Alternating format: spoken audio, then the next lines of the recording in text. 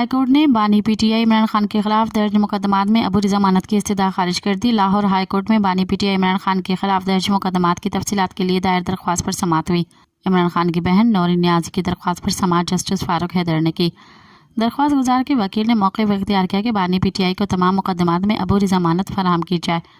Justice فاروق حیدر نے remarks دیے کہ میرا نقطۂ نظر یہ نہیں کہ میں ضمانت نہیں دے سکتا۔